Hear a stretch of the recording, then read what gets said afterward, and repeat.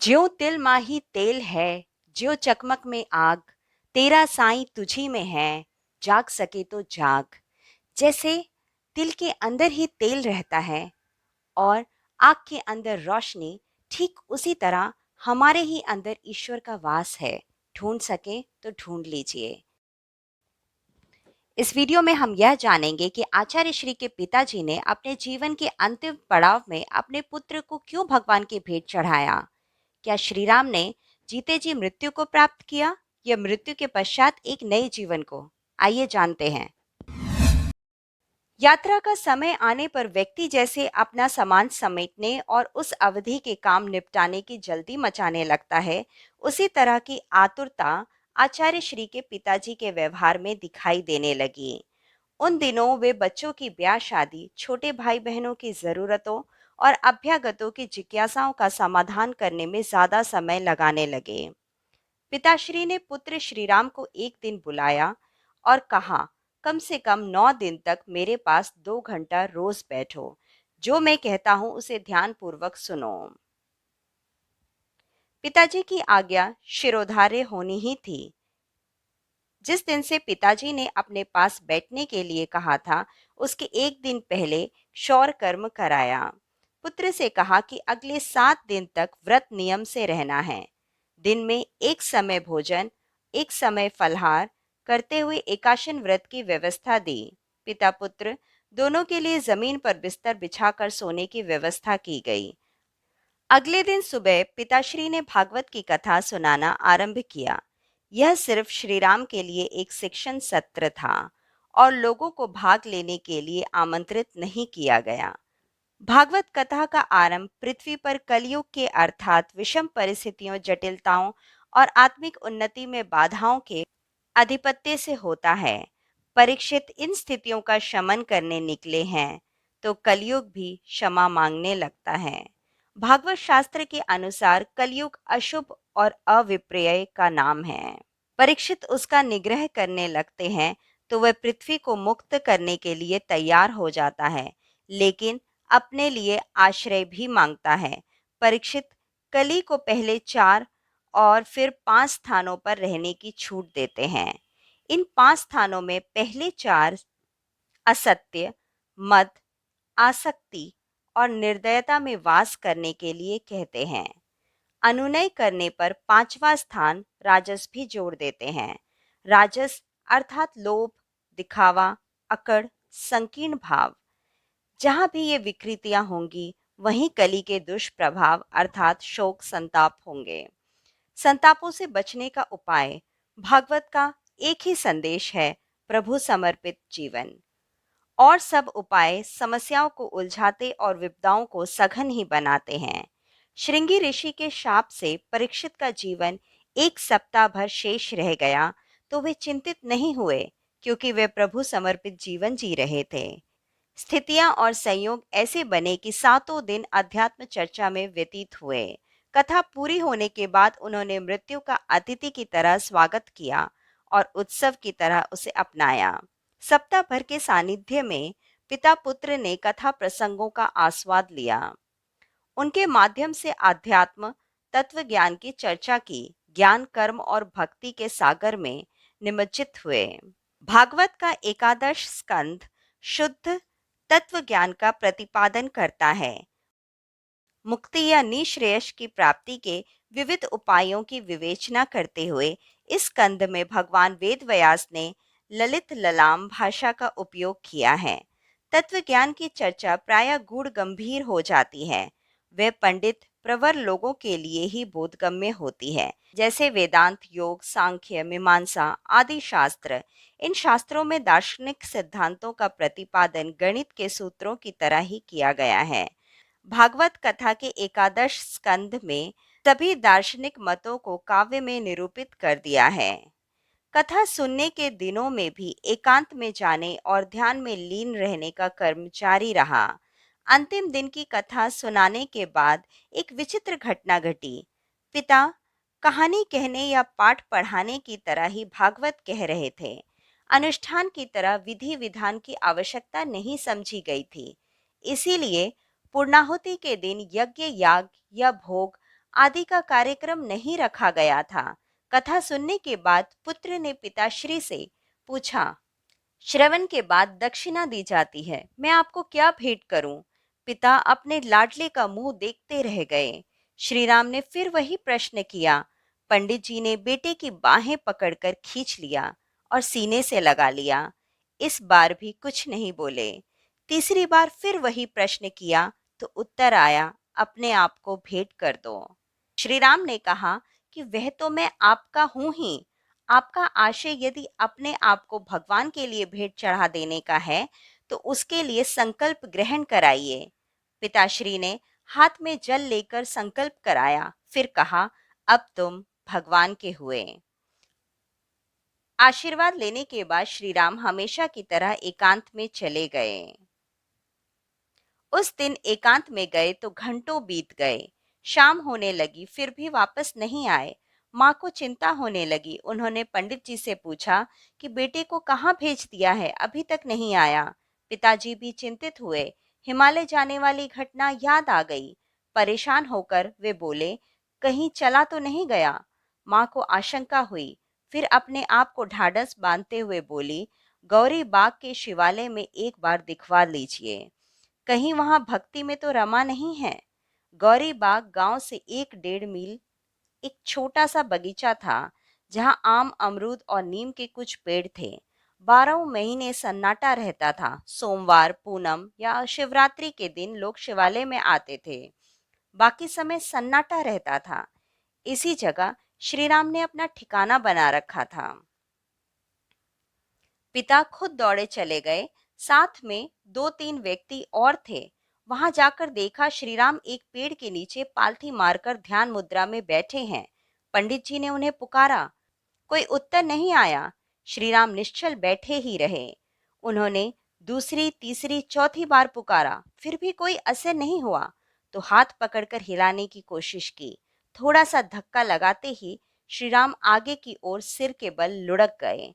ध्यान के समय गोदी में रखे हाथ हिलाने डुलाने के कारण प्रणाम की मुद्रा में जुड़ गए थे।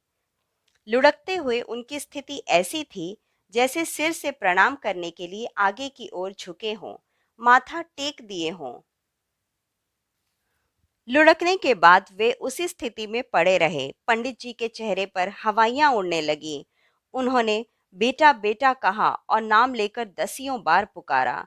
हिलाने डुलाने की कोशिश की, पकड़कर बिठाना चाहा, लेकिन शरीर निढाल ही रहा। अनहोनी अनिष्ट आशंका से घिरकर उन्होंने नथनों के पास उंगली रखकर देखा, नब्ज टटोली और हृदय की धड़कन देखी। जीवन के लक्षण हैं या नहीं? फिर भी निष्कर्ष पर पहुंचने की स्थिति नहीं आई और पिता के मुंह से जोर की चीख निकल गई। साथ आए लोगों के चेहरों का रंग उड़ गया। चीख का शायद कुछ भान हुआ कि श्रीराम की ध्यान समाधि खुली। वे अपने आप उठकर बैठ गए और अपने आप को संभालने से पहले पिताश्री का अभिवादन किया। पुत्र के प्रणाम से पंडित जी आश्वस्त हुए कि उनका बेटा सकुशल है। कहने लगे, मैं तो डर ही गया था कि तुम चले गए। श्रीराम ने तत्काल कोई उत्तर नहीं दिया। घर आकर पिता ने फिर वही बात दोहराई और भगवान को धन्यवाद देने लगे तो बोले कि आप उन्हें क्यों धन्यवाद देते हैं? आप मुझे भगवान को सौंप चुके हैं। आशीर्वाद दीजिए, मैं अब उन्हीं का काम करूं। ताई जी वहीं उपस्थित थी। उन्हें ये बात अच्छी नहीं लग रही थी। पति से कहने लगी, आपने श्रीराम को पता नहीं क्या-क्या पढ़ा सिखा दिया है। मुझे बहुत डर लग रहा है। उस अनुभव के बारे में श्रीराम ने कुछ दिन बाद अपने साथियों को बताया। अपने आप को भगवान के लिए अर्पित कर देने के बाद लगा कि मन में अपूर्व शांति आ गई है। ध्यान में बैठे तो संसार जैसे तिरोहित हो गया। अपने आसपास कुछ है ही नहीं। कितनी देर ध्यान में बैठना हुआ, इसका स्पष्ट आभास नहीं है, लेकिन उस अवधि में एक अद्भुत प्रसंग घटा। वह प्रसंग आंतरिक अनुभूति थी, कोई स्वप्न था अथवा दिव्य दर्शन। इस बारे में श्रीराम ने कुछ नहीं कहा। अनुभूति एक घटना की तरह थी जो प्रत्यक्ष होती लग रही थी। जिस समय यह हुई तब भी यह आभास भी नहीं था कि ध्यान हो रहा है। ध्यान में बैठने से पहले वे शिवालय में जाते थे। वहां दर्शन कर आम के पेड़ के नीचे बैठे ही थे कि यह अनुभूति हुई। दर्शन कर नीचे उतर रहे हैं। मन में भाव आया कि आसन का स्थान अभी 24-25 पग दूर है। वस्तु स्थिति तो आसन पर बैठने की है, लेकिन मन का लय होने के बाद मानस पटल पर यह दृश्य चल रहा है। शिवालय के नीचे उतरते हुए पांव के नीचे किसी कोमल वस्तु का आभास हुआ। देखा तो एक सर्प दब गया है। क्षण भर में ही कुपित सर्प ने अपना मुंह घुमाया और पांव पर डस लिया। इस घटना से हतप्रभ श्रीराम कुछ समझे। इससे पहले सांप ने पहले पिंडली में फिर कमर के नीचे डसा। कहीं सुन रखा था कि सांप सिर्फ एक बार ही डसता है। साथी ने रोका तो श्रीराम ने कहा, लेकिन यह अनुभव हो रहा था। ध्यान में बैठे बैठे ही लग रहा था। दंश के बाद शरीर गिर गया। पता नहीं क्या क्या उपचार किया गया। वह सब दिखाई दे रहा था। इस तरह दिख रहा था जैसे किसी दूसरे व्यक्ति को यह सब हो रहा हो। सर्प विष चढ़ने लगा तो नींद के तेज झोंके आने लगे। आसपास बैठे लोग मुंह पर पानी के छींटे मार रहे थे। वैद्य जी आ गए। उन्होंने कुछ औषधियां मंगाई। तब तक तांत्रिक भी आ गया। वे मंत्र पढ़ते हुए थाली बजाने लगा। थाली की आवाज लयात्मक थी। उसके संगीत में मन डूबने उतरने लगा। मांत्रिक थाली पीटने के साथ मंत्र भी पढ़ता जा रहा था।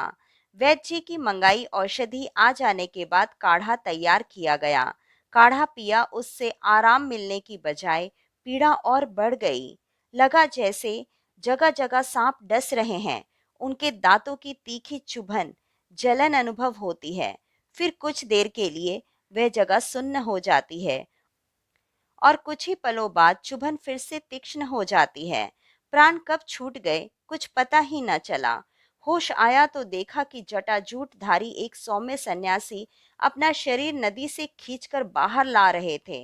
मृत जानकर परिवार के लोगों ने शरीर को शायद नदी में प्रवाहित कर दिया था। सर्पदंश से मृत्यु को प्राप्त हुए व्यक्ति का शव जलाया नहीं जाता।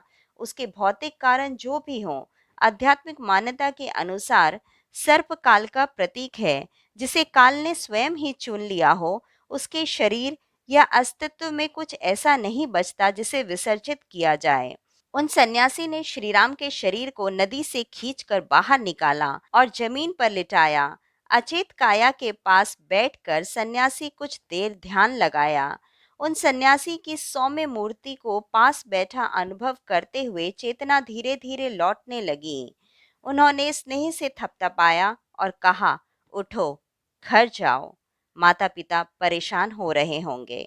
सन्यासी का यह आदेश सुनकर उठने का उपक्रम किया तो अगला संदेश यह आया, अब दोबारा यहाँ मत आना। घर में बैठकर ही ध्यान लगाना। पूछना चाहा कि महात्मा आप कौन हैं, लेकिन डर के मारे पूछ नहीं सका। सन्यासी ने शायद मन की बात समझ ली। बिना पूछे ही उत्तर दे दिया, हम इस चराचर जगत के मुक्ति का मार्ग खोज रहे एक साधक हैं बच्चा। कोई सिद्ध महात्मा मत समझना, एक साधारण सन्यासी भर हैं। अब कहने का साहस हुआ, इच्छा उभरी और तुरंत निवेदन भी कर दिया, आप हमारा मार्गदर्शन कीजिए ना पूज्यवर। सन्यासी ने कहा, अभी हम स्वयं पथिक हैं, लेकिन तुम्हारी मार्गदर्शक सत्ता तुम पर बराबर दृष्टि लगाए हुए है। उपयुक्त अवसर आने पर वे तुम्हारे पास पहुंचेगी। यह मत पूछना कि कब। हम सिर्फ यही कह सकते हैं कि जल्दी ही। आश्वस्त रहना और किसी को अपना गुरु बनाने की जल्दबाजी मत करना। सन्यासी आगे कुछ और भी कह रहे थे। क्या कहा वे याद नहीं रहा। अंत में सिर्फ इतना ही सुनाई दिया कि उठ, अब जा। और आंखें खुली तो सामने पिता को विचित्र स्थिति में विलाप करते हुए देखा। उठकर उन्हें प्रणाम किया। बाद में जो हुआ वे सभी को मालूम है। पिता ने समझा कि यह घटना भागवत कथा सुनाने के कारण हुई। मोहमाया के कारण थोड़ी देर तक तरह तरह के संकल्प विकल्प मन में उठते रहे। फिर कहा, प्रभु को जो स्वीकार है वही होगा। श्री राम के लिए ईश्वर ने कुछ नियत कर रखा है और हम लोगों में से कोई भी क्या कर सकता है। संतोष करना चाहिए। कुछ देर मन को ढाढ़स बांधते फिर वापस पुत्र मोह में डूब जाते। यद्यपि वे अच्छी तरह जानते थे कि उनका पुत्र माता-पिता को छोड़कर कहीं जाने वाला नहीं, लेकिन यह मोह भी तो बड़ा विलक्षण भाव है। मन को कहीं स्थिर तो नहीं ही होने देता, उसे बांधकर हिलाता-डुलाता भी रहता है। पंडित जी ने उसी क्षण निश्चय कर लिया कि वे पुत्र को भागवत कथा नहीं सुनाएंगे, साधु संतों और वैरागियों के बारे में नहीं बताएंगे, उन्हें पास फटकने भी नहीं देंगे। इस निश्चय के बाद पिताश्री ने भागवत शास्त्र का विसर्जन करने की ठानी। जब भी कोई उपदेशक कथा प्रवचन से विराम लेना चाहता है, तो पूर्णाहुति का आयोजन करता है। यह परंपरा अब लुप्त प्राय है, लेकिन जिन्होंने गुरु से दीक्षा लेकर शास्त्र का उपदेश किया, वे इस मर्यादा को जानते हैं। शरीर से आसक्त होने पर, वृद्धावस्था में वैराग्य होने पर, परिव्राजक सन्यासी बन जाने के बाद कई शास्त्री कथा आयोजन से भी मुक्ति पा लेते हैं। शरीर इस योग्य नहीं रहता अथवा कथा आयोजकों के लिए आवश्यक तामझाम नहीं जुटता, लेकिन वे साधनों और विधियों को त्याग कर देते हैं। पिताश्री ने वंश परंपरा में असमय संन्यास का उदय होते देख भागवत की पोथी का विसर्जन करना चाहा। इसके लिए 21 ब्राह्मण बुलाए, यज्ञ आयोजित किया, पूर्णाहुति के रूप में भागवत शास्त्र वासुदेव मंदिर में स्थापित कर दिया। जिस दिन मंदिर में शास्त्र की स्थापना की, भगवान से निवेदन किया, अब शास्त्र प्रवचन से विराम लेते हैं, उसी दिन बल्कि उस निवेदन के बाद ही पिताश्री की वाणी ने भी विराम ले लिया। उनका बोलना बंद हो गया। लोगों ने कहा कि पंडित जी की वाचा भगवत गुणगान के लिए खुली थी। कथा से विराम लिया तो स्वर भी चले गए।